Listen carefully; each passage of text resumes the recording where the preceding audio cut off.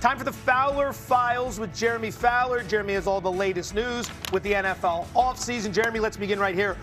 What do you have on the Raiders and Maxx Crosby? I got the files right here, and I have that people in the NFL are bracing for potential movement on the Maxx Crosby front, a potential trade. However, Raiders are non-committal at this point. They have not decided what to do. I expect the Raiders, Crosby, the front office to all get together and talk about next steps. But there is a line out of Hudson Street to talk to Maxx Crosby. There are at least 20 teams, I heard, that have showed preliminary informal interest in Maxx Crosby. So this is a team that could rebuild, needs draft picks. Easy way to get them. Lewis, trading Crosby, is that the best way to start the perceived Fernando Mendoza era? Yeah, especially if Maxx doesn't want to be there. And look, you typically associate Maxx with being a Raider for life, and I get that. I get how important that is to a lot of the alumni and a lot of the fan base.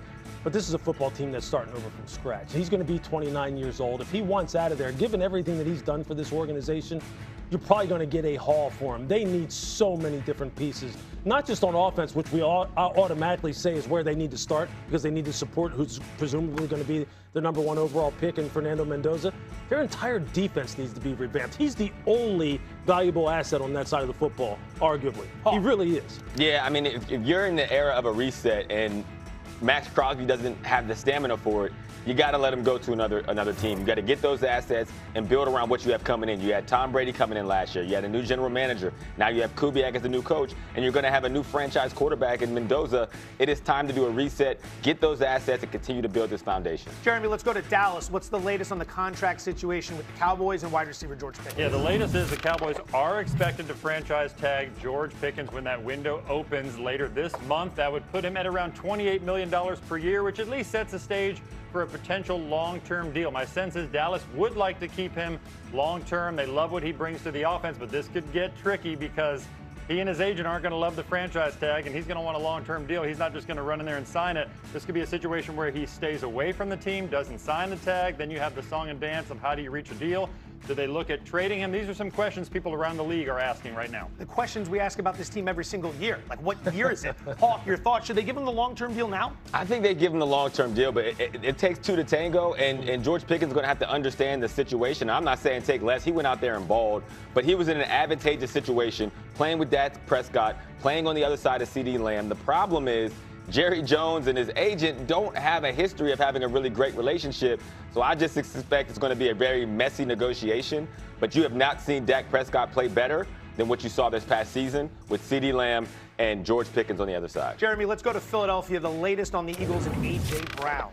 Well, some people I've talked to around the league, some executives of other teams, do expect that the Eagles will at least entertain a trade for A.J. Brown, who was unhappy on numerous fronts. I mean, name the counts where he looked like he was miserable out there. Body language wasn't good. So something has to give. That's sort of the feeling right now. They could build around Devontae Smith and some other pieces. Saquon, maybe add a wide receiver. So he would create a haul for the Eagles if they do go that route. Nothing has happened as of yet, but there are a lot of changes coming with the Eagles. We've seen them revamp basically their entire offensive staff. Do they pay Jalen Carter? One question around the league is, do they draft a quarterback maybe in day two to apply a little bit of pressure on Jalen Hurts, who I believe is at a crossroad right now after the way last season went. And Jalen Hurts was drafted in the second round, eventually replaced Carson Wentz, who got a massive deal just that offseason before. Does that same thing now happen to Jalen Hurts eventually? Further back, Kevin Cobb was the second rounder behind Donovan McNabb. Howie Roseman was there as well. Let's put a pin in that. I want to come back to that one in just a second. Let's focus. How about that? Look at you. That's pretty much it for me. How much time do we have left in this show? I'm out of material. You're a resident wide receiver, Philadelphia. Are they going to get better getting rid of a guy like A.J. Brown? Should they trade him? There's been so much friction that we could see with our own eyes, right? Like, we don't even know what happens behind the scenes. A.J. Brown is a top 5 receiver in this National Football League, and he has not had that level of production because they've had some chains on him since, like, he's gotten to Philadelphia. They've won a championship. I'm of the mindset to free A.J. Brown. Let him go to an organization where he can be the most talented receiver in the NFL because he has that level of ability. And if it is a friction on your offensive side of the ball that is resulting in what we saw a year ago, it is absolutely time. Lewis, the right move for Philly? Yeah, look, I mean, on the football field from a pure talent perspective, of course it's not. You don't want to get in the business of trading people like this, but I understand exactly what Hawk is saying. Sometimes less is more. Sometimes things do run their course in the NFL. And look, there's nothing more important when you're talking about offensive continuity as far as the relationship between a wide receiver and a quarterback. And you could just tell this is strained, man. There's a lot of things going on underneath the surface here that are not going to allow Jalen Hurts to kind of reach his full potential and A.J. Brown to reach his full potential. And that's what you need here. And it may be time for them to go ahead and move on from him. And it may be ultimately what both of these guys need and what they both want. If you're in the GM chair, any of the seats around the NFL, who's picking up the phone and getting the most aggressive? Oh, if I'm Brandon Beane, I'm all over this. I am absolutely all over this. Considering the run he tried to make at guys like Jalen Waddle down in Miami last year, everybody knows that Buffalo needs wide receivers.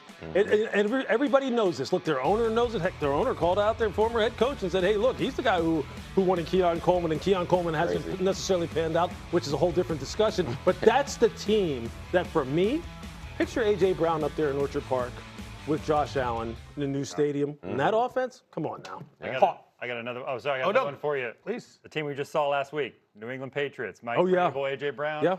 Instant connection. They need that piece on the outside. They have resources to do it. That's another team to watch. You hit the note on the idea earlier about the Eagles drafting a quarterback, maybe not day one, but day two. The thoughts on that? Like, do we think Jalen Hurts might need a little push? Everybody needs a little push, right? So, I think Jalen Hurts is a good quarterback. I think he's obviously a Super Bowl winning, Super Bowl MVP quarterback. I think that the worst part about their offense is that they're doing musical chairs at the offensive coordinator position, and that is extremely hard on any quarterback. I don't care how long you've been in the league. And so even when you get a new quarterback in, if you are playing musical chairs at that OC position, it's going to be the same result no matter who you have in there. Quick final word on that. Yeah, one of the best times to draft quarterbacks is when you don't need one. Is when you're kind of looking around the corner down the road. Even though here, they may not be looking around the corner down the road. They may be staring it straight on as far as maybe what's in store for the future in Philadelphia at that position. Imagine Sports Talk Radio in Philadelphia will handle this just fine. Calm. Yeah. Coming up, the Slim